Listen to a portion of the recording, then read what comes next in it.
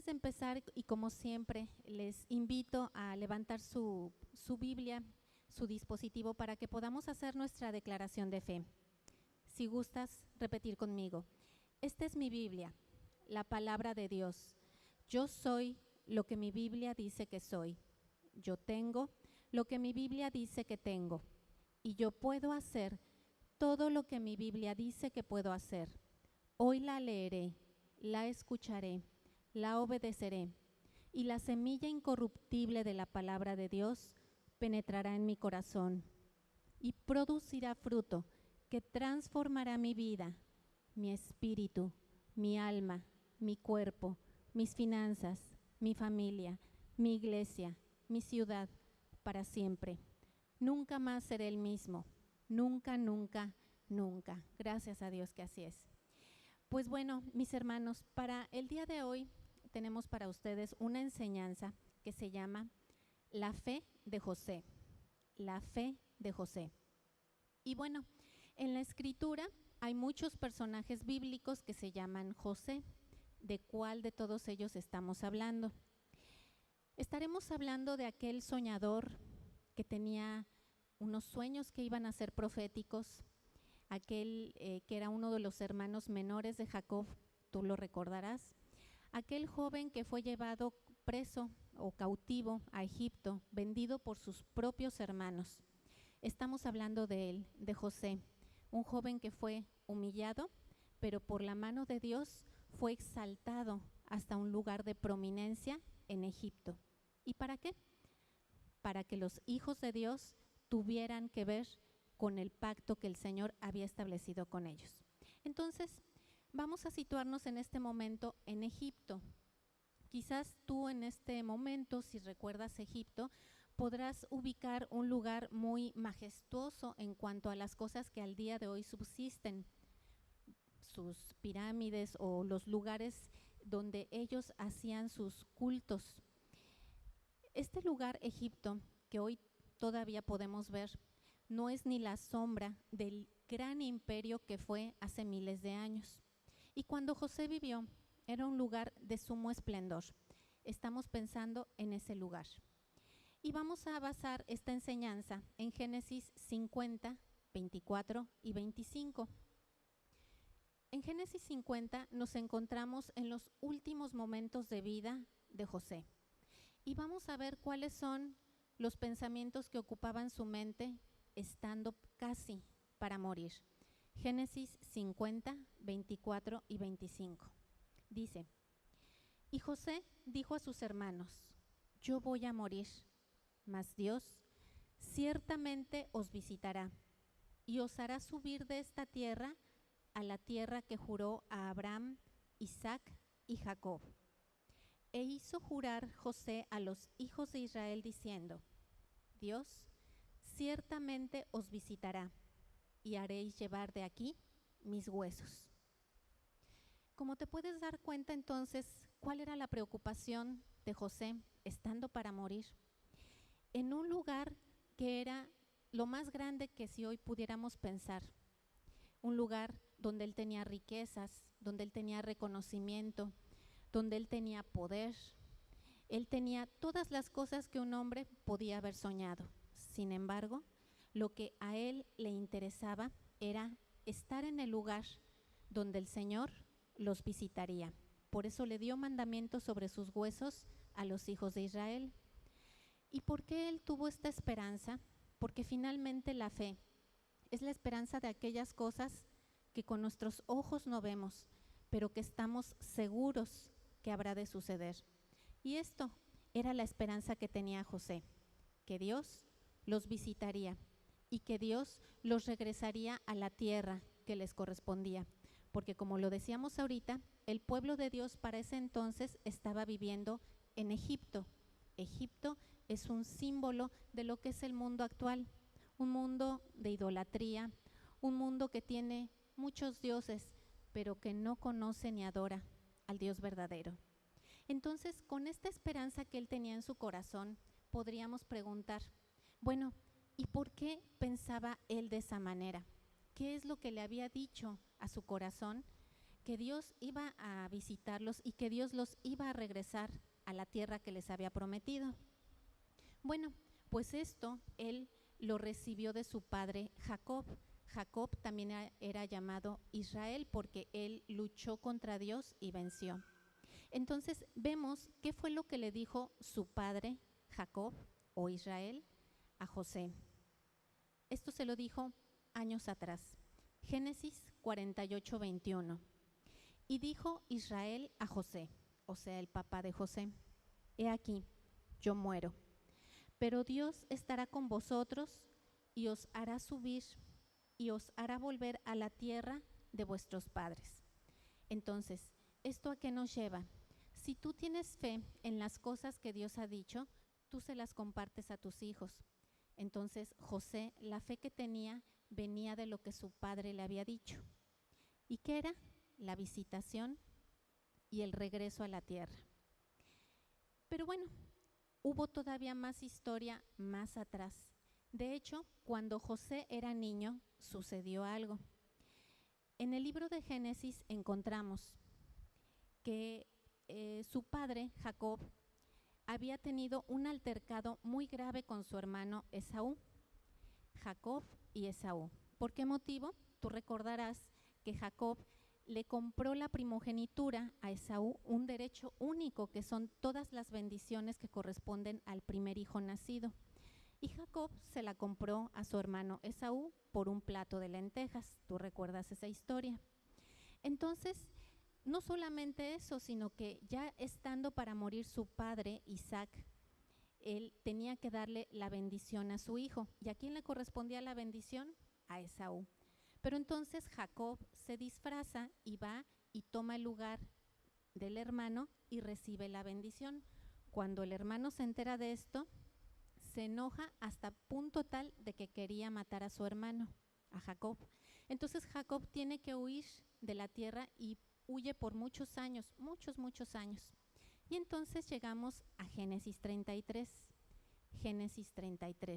donde por la misericordia de Dios, Él permitió que estos dos hermanos se reconciliaran.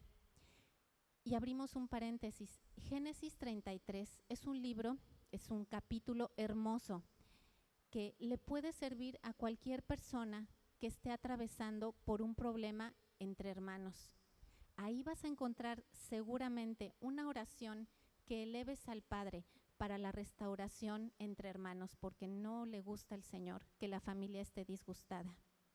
Entonces, llega ese momento de Génesis 33 cuando los hermanos se reconcilian y después de eso Jacob regresa a la tierra y dice Génesis 33, 18 al 20. Después, Jacob llegó sano y salvo a la ciudad de Siquem.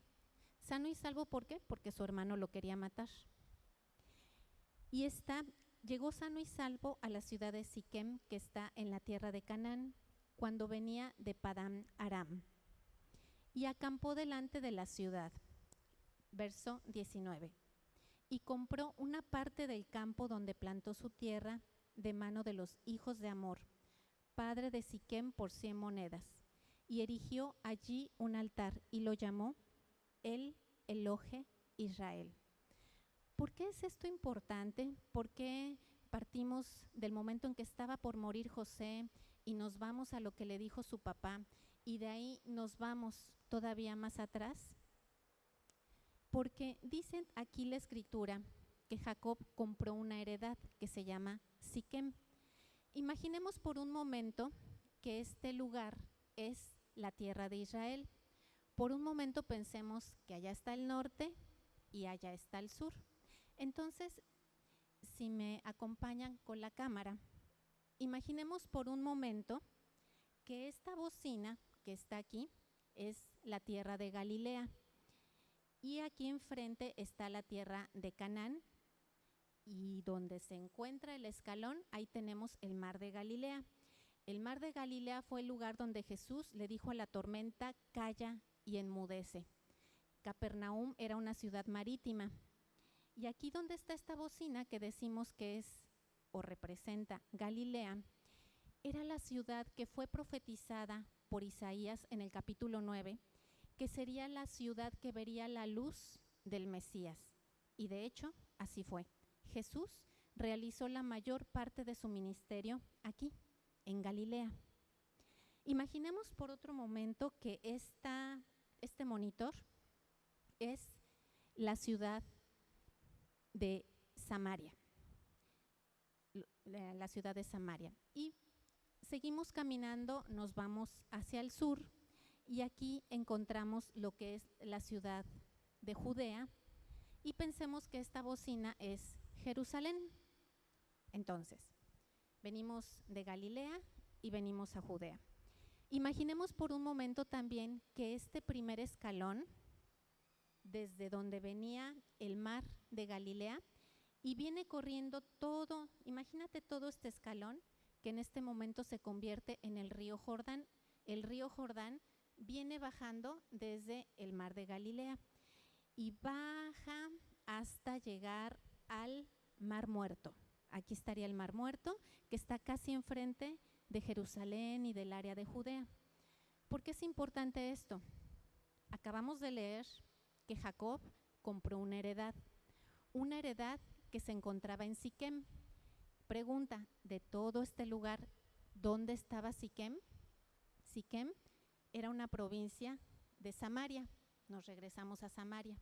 Y Siquem estaba enfrente. Imagina por un momento que esta es la tierra de Siquem. ¿Por qué es importante que quisiéramos que tú tengas en tu mente este lugar geográfico? Porque pasaron muchos años. Tú recordarás entonces que los hijos de Israel estuvieron en Egipto y pasaron más de 400 años, quizá 500 años. Y los hijos de Israel durante todo ese tiempo anduvieron cargando los huesos de José, porque todavía no tenían la posesión de la tierra que Dios les había dado. ¿Y hasta qué momento ellos hicieron eso? ¿Cumplieron lo que José les había dicho? Lo encontramos en Josué 24:32. Josué es el sexto libro de la Escritura. Josué 24:32 dice: y enterraron en Siquem los huesos de José, que los hijos de Israel habían traído de Egipto, en la parte del campo que Jacob compró a los hijos de Amor por 100 monedas. Y fue posesión de los hijos de José. Entonces, si por un momento quisiéramos pensar, ¿dónde quedaron los huesos de José? Quedaron aquí. Y dijimos que se llama Siquem. Esto es importante, es muy importante, porque tú recuerdas que la fe de José, ¿en qué consistía? En dos cosas: en que el Señor los visitaría y que el Señor los regresaría a la tierra. Y Siquem era parte de la tierra de Israel. Cuando nosotros venimos a la Escritura, a la palabra de Dios, siempre vas a encontrar que en el Antiguo Testamento están las cosas escritas a modo de ilustraciones, de historias, como sombra. Pero cuando vienes al Nuevo Testamento, es la realidad de aquello que se proyectaba como una sombra. Entonces, ¿qué es lo que sucede? Esta esperanza que tenía José, y que es la misma esperanza que tenemos nosotros, porque finalmente el regreso a la tierra no es más que otra cosa que la resurrección que habrá de venir a todos los creyentes en Jesucristo. Entonces, ¿qué fue lo que pasó? Cuando uno declara la palabra de Dios, y concretamente en el Antiguo Testamento, los profetas, se decía que el profeta, si decía algo y eso no ocurría, era palabra que Dios no había dicho. Entonces, esta esperanza o fe que tenía José debía de tener un cumplimiento visible a nuestros ojos. Esto lo encontramos en la ley, en Deuteronomio 18, 21 y 22, donde nos dice qué características tiene una palabra de profecía. Dice 18:21 del libro de Deuteronomio: si dijeres en tu corazón, ¿cómo conoceremos la palabra que el Señor no ha hablado? Verso 22, si el profeta hablara en el nombre del Señor y no se cumpliere lo que dijo, ni aconteciese, es palabra que el Señor no ha hablado. Con presunción la habló el tal profeta. No tengas temor de él. Entonces, ¿José era un profeta? Ciertamente lo era. ¿Por qué? Porque pasaron muchos años una vez que sus huesos fueron depositados aquí, en Siquem. Pasaron muchos años, tanto como más de 1000, quizá 1300 años. Y encontramos a Jesucristo en Juan capítulo 4. ¿Y qué encontramos en Juan capítulo 4? Que Jesucristo, que es Dios hecho hombre, de acuerdo a lo que dice Primera de Timoteo 3:16, dice que Jesucristo se encontraba en Judea. Entonces, estando en Judea, Juan capítulo 4, Jesús tenía en su agenda celestial dirigirse a la ciudad de Galilea. Entonces, venía de Judea a Galilea y dice que le era necesario pasar por Samaria. ¿Te acuerdas que dijimos dónde está Samaria? De este lado. Juan capítulo 4. Vamos a leerlo. Dice: cuando pues el Señor entendió que los fariseos habían oído decir, Jesús hace y bautiza más discípulos que Juan, aunque Jesús no bautizaba sino sus discípulos, salió de Judea y se dirigió rumbo a Galilea. Y le era necesario pasar por Samaria. Vino pues a una ciudad de Samaria llamada Sicar, junto a la heredad de Jacob, junto a la heredad que Jacob heredó a su hijo José. Y estaba allí el pozo de Jacob. Entonces Jesús, cansado del camino, se sentó junto al pozo, y era como la hora sexta. Mis hermanos, en el Antiguo Testamento, esta tierra se llamaba Sicar, pero en el Nuevo Testamento, esa misma región geográfica se llama Siquem. ¿Y quién quedó aquí? José, sus huesos. ¿Y quién vino a visitarlos? ¿Quién dijo que le era necesario? Él no venía, Jesucristo no venía para acá. La Biblia dice, su ruta era de Judea hacia Galilea, pero dice, le era necesario pasar. ¿Por qué? Porque había de darse cumplimiento a la fe que tenía José, que Dios los visitaría, y Dios vino aquí, al lugar donde él estaba. Eso es glorioso, mis hermanos. Significa que las cosas en las que hemos depositado nuestra confianza de la palabra de Dios tienen cumplimiento. Pero, ¿y qué pasó con la visitación? Esta visitación que Jesucristo hizo ahí, ¿era nada más ir por ir? No. Siempre todo en la palabra de Dios tiene un propósito. El libro de Jeremías nos habla de cuál es el sentido de la visitación del Dios Todopoderoso cuando ha venido a hombres en específico. Jeremías 27:22 dice, hablándole al pueblo de Judá: a Babilonia serán transportados y allí estarán hasta el día que los visite, dice el Señor, y después los traeré y los restauraré a este lugar.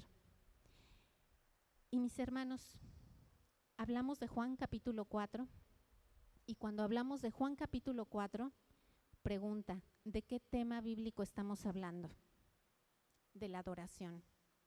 Juan capítulo 4 se trata de la adoración. Entonces, esto que José esperaba sucedió. Dios visitó el lugar. Ellos regresaron al lugar porque Siquem o Sicar pertenece a la tierra de Israel. El Señor los llevó de regreso. Pero la adoración que Jesucristo vino a restaurar no la encontramos en ningún otro lado tan claramente establecida como en Juan capítulo 4. Jesús vino con un propósito: restaurar la adoración. Y esto lo encontramos en el libro de Juan, capítulo 4, de los versos 20 al 24, que dice: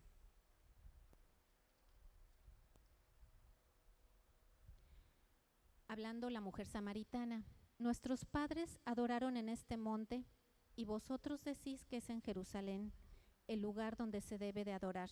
Jesús le dijo: mujer, créeme, la hora viene cuando ni en este monte ni en Jerusalén adorarán al Padre. Vosotros adoráis lo que no sabéis. Nosotros adoramos lo que sabemos, porque la salvación viene de los judíos. Mas la hora viene, y ahora es, cuando los verdaderos adoradores adorarán al Padre en espíritu y en verdad. Dios, tales adoradores, busca que le adoren. Mis hermanos, ningún lugar en la Biblia es una casualidad. Y el hecho de que Jesucristo haya venido a esta tierra que dijimos ahorita, Siquem, que se encuentra en la región geográfica de Samaria, no es una casualidad. En el año 722 a.C., el pueblo de la región del norte fue llevado cautivo al área de los asirios. Y muchos judíos escaparon de esta cautividad y ellos se regresaron y se vinieron aquí, a su tierra, a Israel.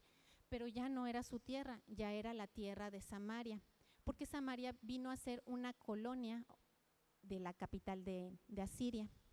Entonces, cuando ellos vinieron acá, ¿qué fue lo que hicieron? Empezaron a casarse con las mujeres de la tierra que no eran creyentes del Señor. Y esto fue una situación que al Señor no le agradó. Tan así que si tú lo has escuchado, y como lo dice en el capítulo 4 de Juan, judíos y samaritanos no se llevan. ¿Por qué no se llevan? Porque hicieron una mezcla que no correspondía a lo que el Señor había dicho.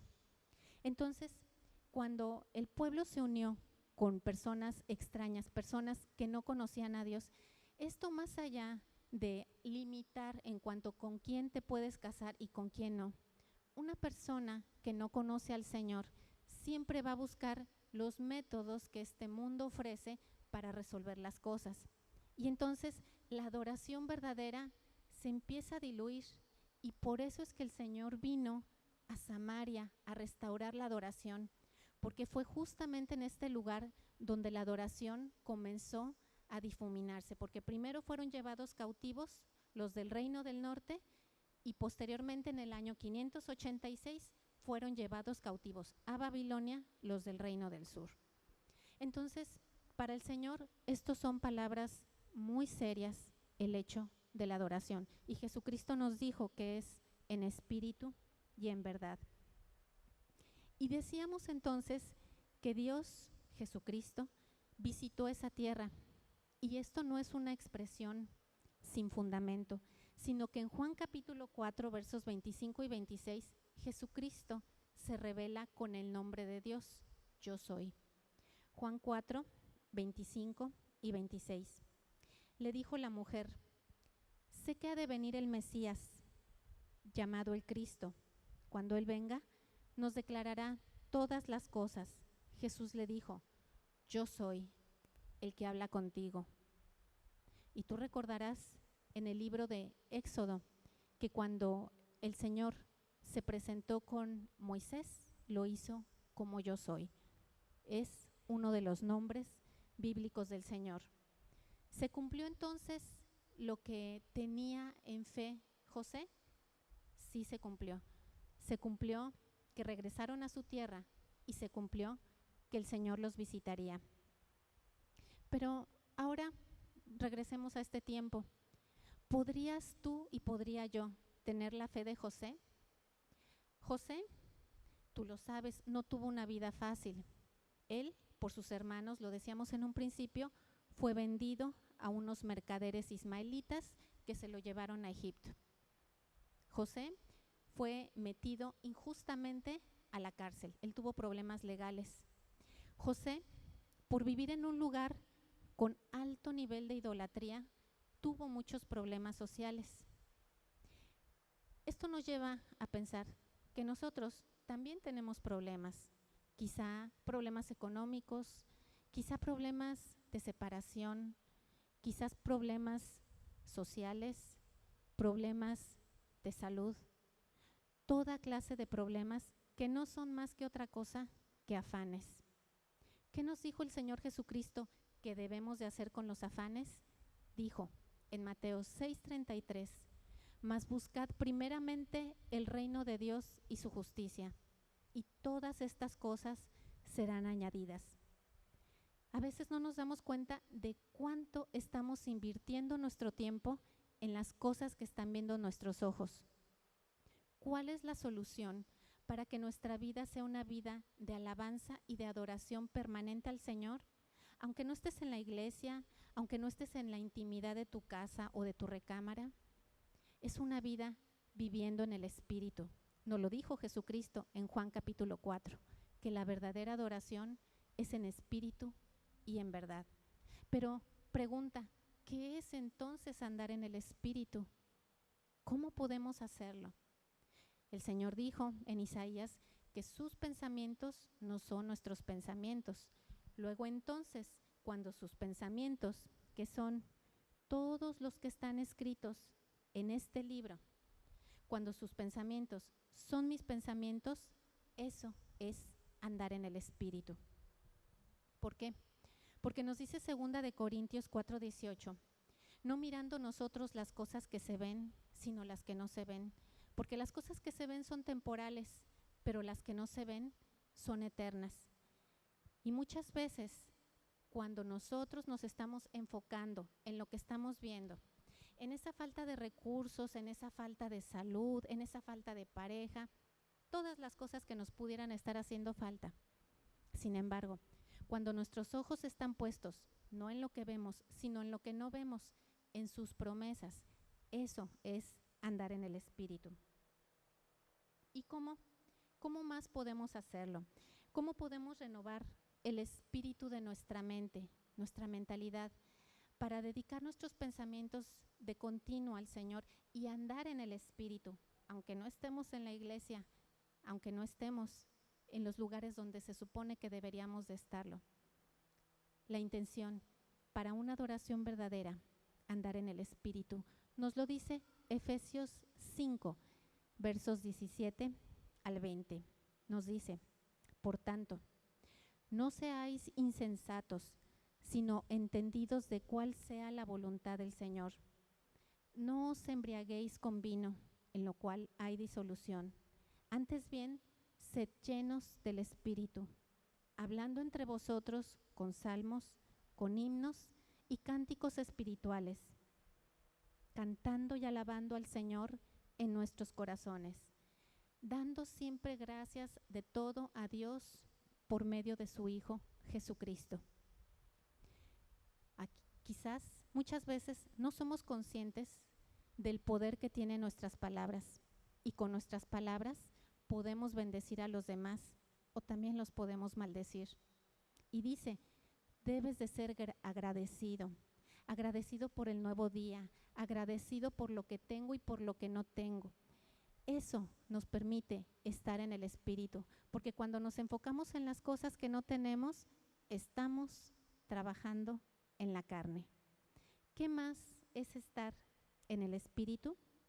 Colosenses 3:16 dice, la palabra de Cristo mora en abundancia en vosotros, enseñándoos y exhortándoos unos a otros con toda sabiduría, cantando con gracia en vuestros corazones al Señor, con salmos e himnos y cánticos espirituales.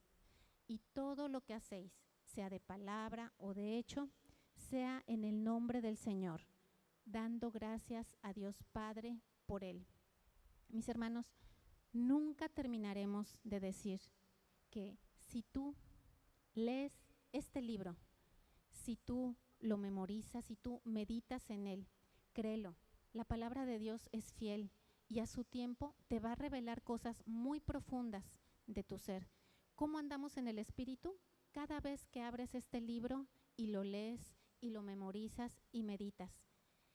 Quizá si nosotros revisáramos nuestra memoria RAM, nuestro intelecto, y viéramos cuántas cosas tenemos memorizadas que no producen vida, sino que producen muerte, mis hermanos se asombrarían. Tenemos la capacidad para dedicarle mucho más tiempo a este libro y tú lo vas a ver, la transformación que va a hacer a tu vida. También, mis hermanos, ¿qué más es andar en el Espíritu? Ya dijimos, cuidando nuestras palabras, con gratitud, dando gracias al Señor por lo que nos ha dado, memorizando su palabra. ¿Qué más es andar en el Espíritu? Primera de Timoteo, capítulo 2, de los versos 1 al 6. Nos va a responder también Timoteo qué es andar en el Espíritu. Y si andamos en el Espíritu, estamos adorando al Señor en espíritu y en verdad. Juan 4.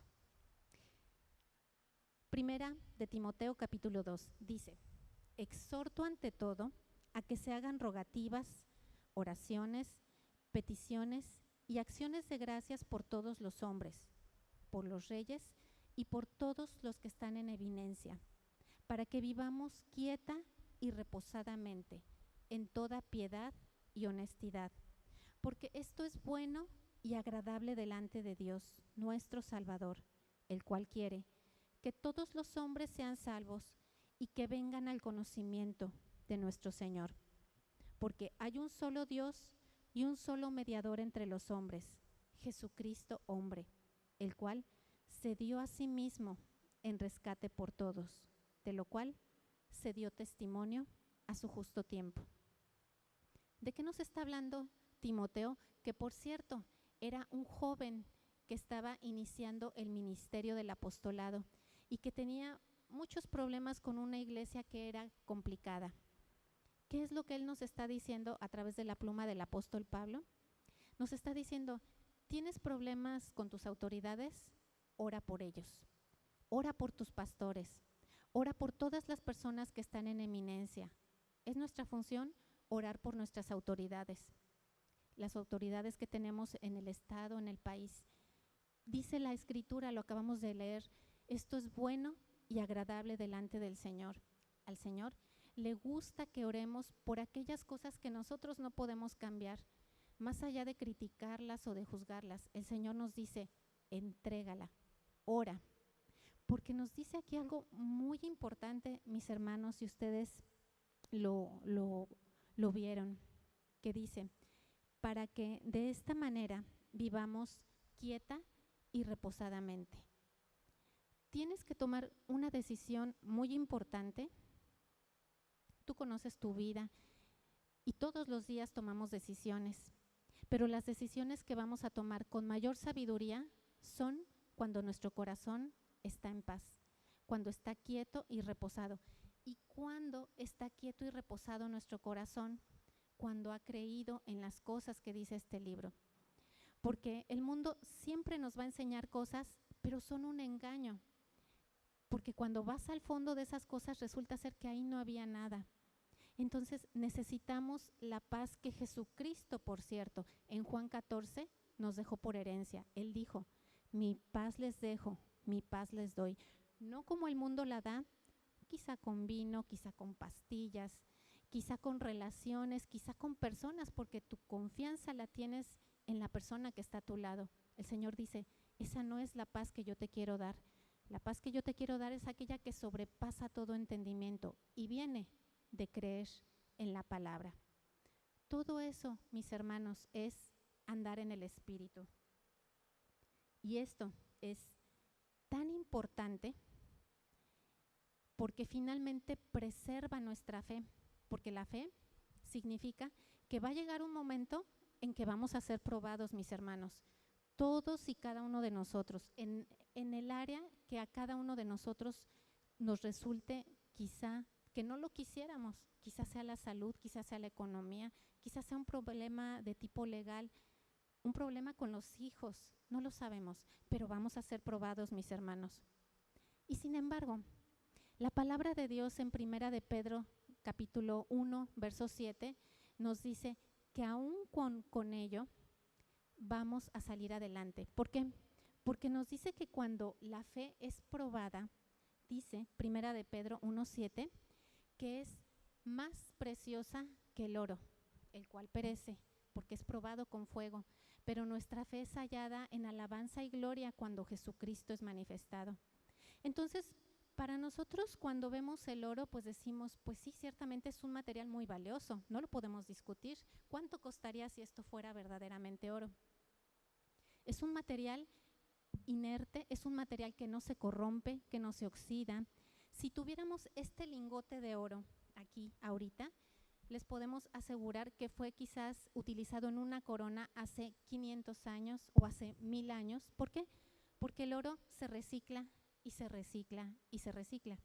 ¿Y qué características tiene el oro cuando se recicla, cuando se vuelve a fundir? Si aquí dice que es 99.9% puro, cuando tú lo fundes, resulta ser que ahora es 99.999% de puro. Y si lo vuelves a fundir, ahora es 99.9999 de puro. ¿Qué nos quiere decir esto? Que la fe va a ser probada, sí, pero el Señor está con nosotros. Y el Señor nos dice, mira, compáralo con el oro, así vas a salir adelante de la prueba. La prueba la vas a pasar, sí, pero vas a salir de ella refinado, porque tu fe es más preciosa que lo que tú consideras más valioso en este mundo, que es el oro. Y entonces, mis hermanos, esto nos lleva a decir, bueno, pero ¿de qué manera pudiera ser mi fe probada? Tengo todo bien, tengo trabajo, tengo dinero, tengo salud, pero finalmente la preparación para la Olimpiada no es en la Olimpiada, es a lo largo de los años y meses que son previos. Hay que prepararse porque cuando la prueba llega, si no, nos vamos a hundir como el apóstol Pedro. Llegó la prueba y no estaba listo. La parábola del sembrador que encontramos en Mateo capítulo 13, en Marcos capítulo 4 o en Lucas capítulo 8, nos está ejemplificando de qué manera nuestro corazón es probado. Cuando dice que es un corazón que está sembrado junto al camino, todo esto tiene que ver con la recepción de la palabra de Dios.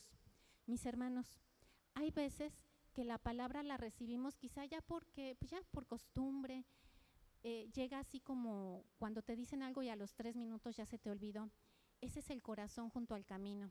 Cuando tú escuchaste una enseñanza y, ay, qué bueno, estuvo interesante, pero ya llegaste a tu casa y ya ni te acuerdas cómo se llama la enseñanza, ni mucho menos qué versos bíblicos se utilizaron.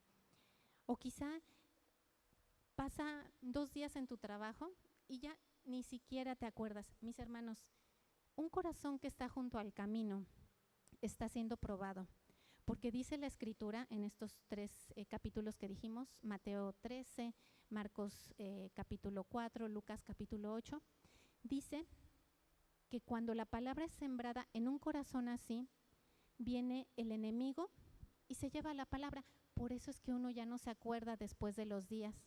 Se la llevó el enemigo. Y él utiliza la estrategia más antigua, pero que le ha funcionado hasta el día de hoy. Lo dijo él en Génesis capítulo 3, con que Dios ha dicho. Viene la prueba a tu vida y entonces empiezas a dudar y la palabra se la lleva el enemigo. De esa manera tan simple es probado tu corazón. También nos dice en la parábola del sembrador que cuando en tu corazón hay piedras espirituales, ¿qué son las piedras espirituales? Aflicción y persecución a causa de la palabra. Cuando hay esto en tu corazón, ¿qué dice? Tropiezas, te equivocas. Pero entonces, ¿qué debo de hacer cuando yo de alguna manera incurrí en eso? La palabra llegó a mí y se fue. Cuando la palabra llegue a ti, cualesquiera que sea, recíbela. Así como este tesoro, si fuera de verdad, tú lo tendrías totalmente protegido, que nadie se lo lleve. Así debe de ser con la palabra de Dios, para que no sea algo que fue sembrado junto al camino, que está pronto a que se lo lleve el enemigo. Si en tu corazón hay piedras, y dijimos que las piedras representan aquellas cosas que son aflicción y persecución, tú habrás experimentado la aflicción.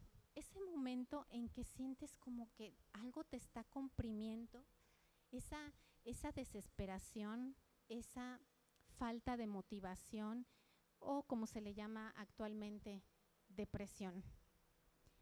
¿Qué es lo que debemos de hacer cuando hay piedras espirituales en nuestro corazón?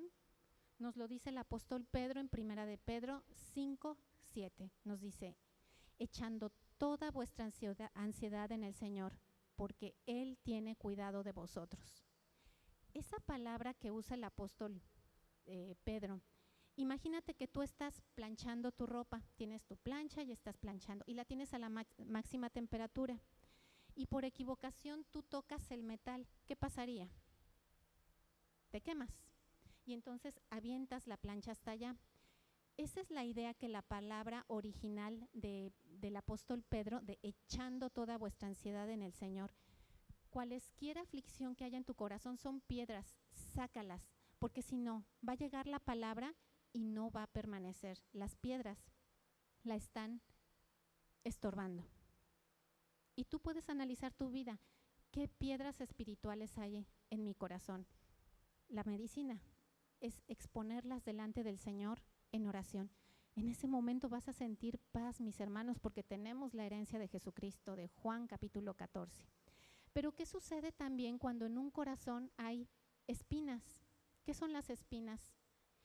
Los afanes de la vida, el engaño de las riquezas, el engaño de las cosas que este mundo nos ofrece y en general, cualquier tipo de afán. A cualquier tipo de afán, la palabra de Dios le llama espinas. Supongamos que ahorita estás aquí tú presente y estás escuchando esta enseñanza, pero tú estás ahorita recordando quizá 3 o 4 cosas que tienes que hacer mañana.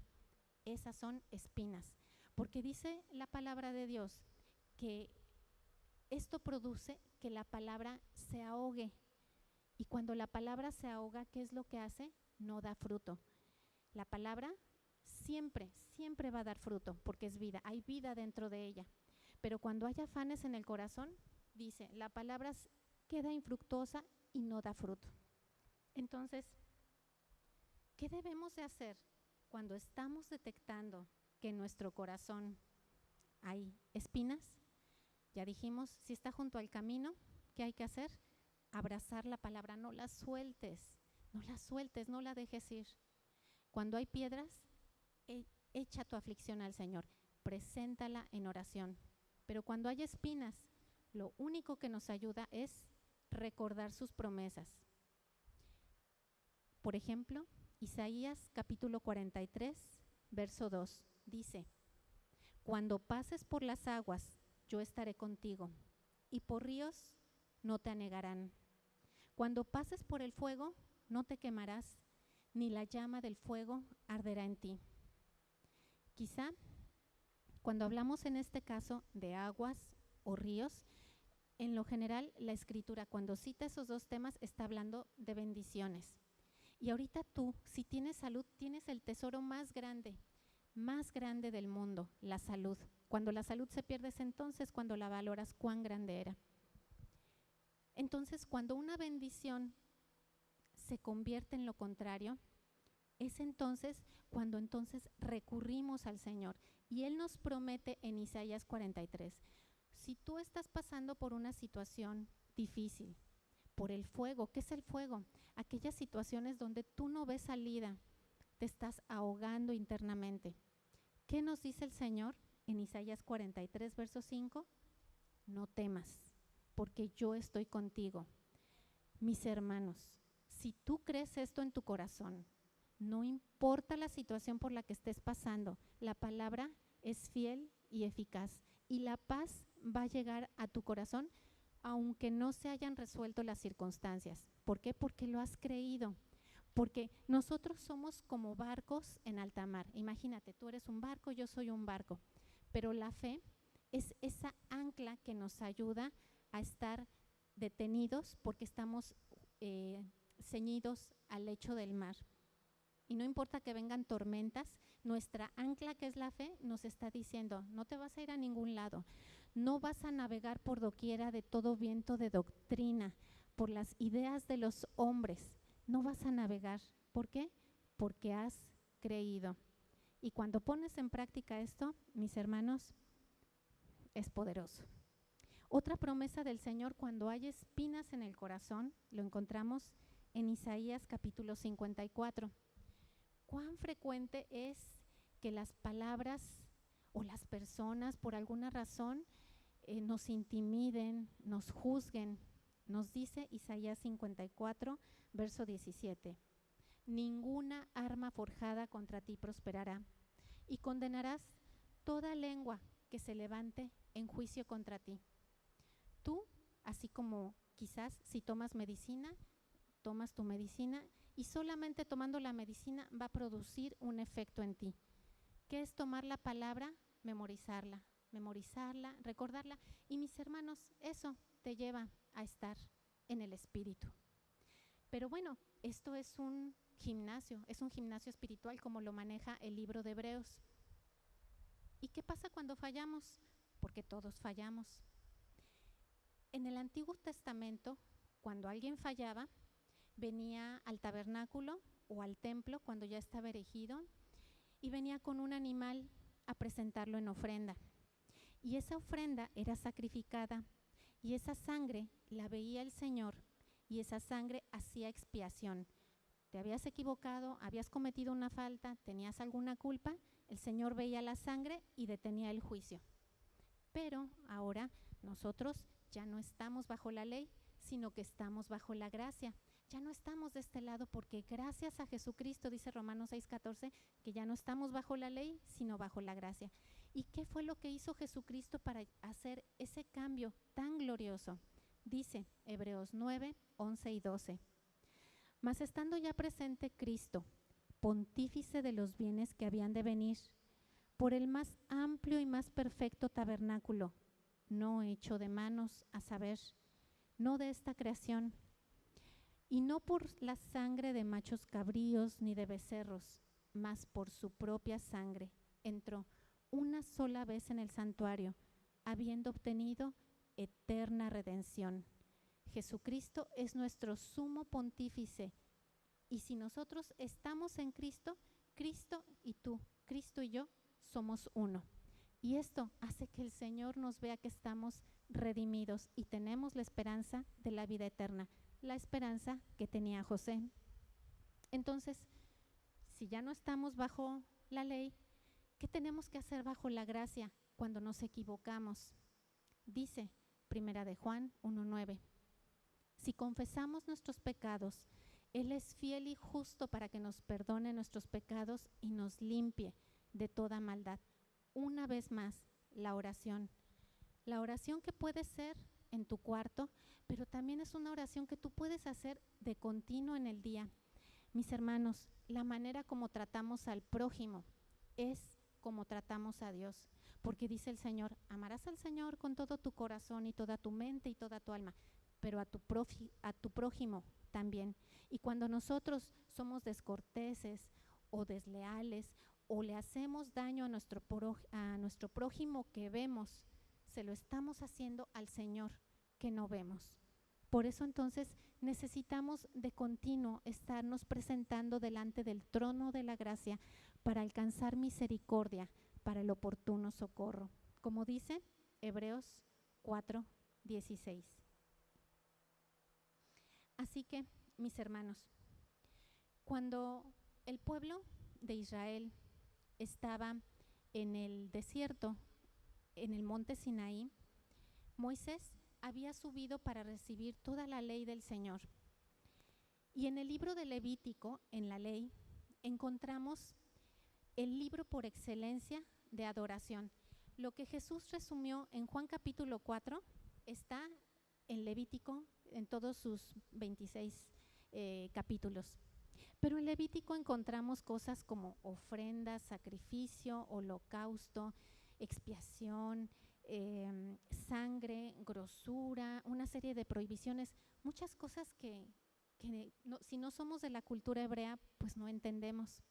Sin embargo, una cosa que sí entendemos, todo esto, la adoración, cuando el Señor la dio en el libro de Levítico, la dio en el desierto.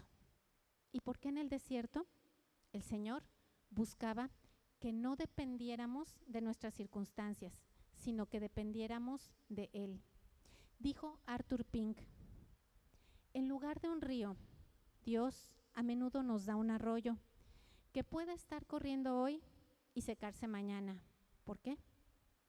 Para enseñarnos a no descansar en nuestras bendiciones, sino en Él mismo.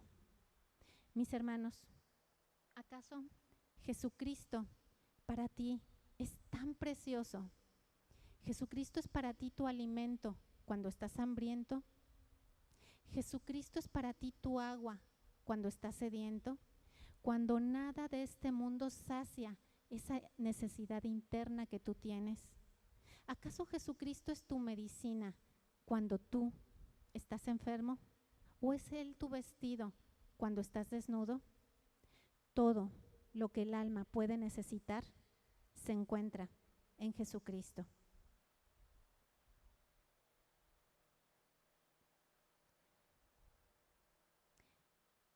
Si gustas ponerte de pie, mis hermanos, para finalizar.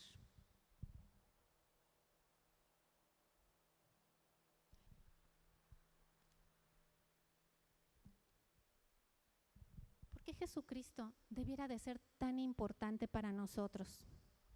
El apóstol Pedro, que nos habló de cuán valiosa es nuestra fe, él nos dice en 1 de Pedro capítulo 2, a partir del verso 21, pues para esto fuisteis llamados, porque también Cristo padeció por nosotros, dejándonos ejemplo, para que sigáis sus pisadas, el cual no hizo pecado, ni se halló engaño en su boca, quien cuando le maldecían, no respondía con maldición, cuando padecía, no amenazaba, sino encomendaba la causa al que juzga justamente, quien llevó a sí mismo nuestros pecados sobre su cuerpo, sobre el madero, para que nosotros, estando muertos a los pecados, vivamos a la justicia, y por cuya herida fuimos sanados. Padre bendito, te damos tantas gracias, Señor, porque nos has mostrado cómo a través de ese hombre que creyó en ti, José, tú los visitarías y tú los regresarías a su tierra. Y Señor, tu visitación tuvo como propósito el restaurar la adoración. Tú ya no buscas que nosotros ofrezcamos las cosas que nosotros pensamos que es lo mejor. Tú buscas una oración de un espíritu quebrantado. Tú buscas adoradores en espíritu y en verdad. Y nos has dado tu palabra para permanecer en el espíritu. Y cuando nos equivocamos, porque sabemos que no siempre es posible hacerlo, nos has dado también tu palabra para permanecer, para lavar nuestras conciencias, porque nuestras conciencias son el árbitro que nos dice qué es lo que estamos haciendo mal. Porque tú desde el cielo pusiste un juzgado en nuestros corazones a través de la conciencia, y ella no para de hablar. Pero Señor, que no hagamos que se calle, porque con el pecado la conciencia se calla y entonces empieza un declive. Padre, te pido por todas las personas que escucharon esta enseñanza, que tengan una fe superior a la de José, porque ahora esperen por tu regreso y porque estaremos contigo algún día viendo tu rostro. En el nombre de Jesús, amén. Mis hermanos, si gustan tomar su lugar para que quedemos despedidos, no sin antes hacer la oración por las ofrendas. Y Padre, presentamos delante de ti estas ofrendas y estos diezmos porque sabemos y entendemos, Señor, el poder que hay en el dar. Quizá nosotros pensamos que cuando recibimos somos bendecidos y tú dices que es todo lo contrario. Por eso, Padre, lo presentamos delante de ti, porque has sido fiel, permitiendo que este ministerio continúe predicando tu palabra y llevándola a todo el mundo, sanando los corazones, Padre, y por tu infinita misericordia, trayendo más personas al conocimiento de tu gracia, rescatándolas de la muerte a la vida. Por Cristo Jesús, amén. Entonces, ahorita pasan por ahí mis hermanos con el alfolí, y mientras tanto, mis hermanos, pues les recordamos que tenemos los 3 servicios, que son el miércoles a las 6 y los domingos a las 10 y a las 6. No pierdas la oportunidad para venir a adorar al Señor, para que adores en espíritu y en verdad. Llega temprano y aprovecha esa oportunidad, porque donde están dos o más reunidos, el Espíritu del Señor se mueve. También está el servicio de los jóvenes, para si tienes a tu joven que se venga los sábados, y el grupo de alabanza que se reúne los sábados a las 5 de la tarde. Así que sin más anuncios, vamos a quedar despedidos. Mis hermanos, si gustan ponerse de pie para que quedemos despedidos, y decimos: la gracia del Señor Jesucristo, el amor de Dios y la comunión con el Espíritu Santo sea sobre todos ustedes. Que todo vuestro ser, espíritu, alma y cuerpo, permanezca irreprensible hasta la venida del Espíritu Santo. Que a partir de hoy y hasta que el Señor regrese, nos encuentre a ti y a mí con una fe superior a la de José. Y los que así lo haremos decimos: amén. Quedamos despedidos, mis hermanos. Dios los bendice.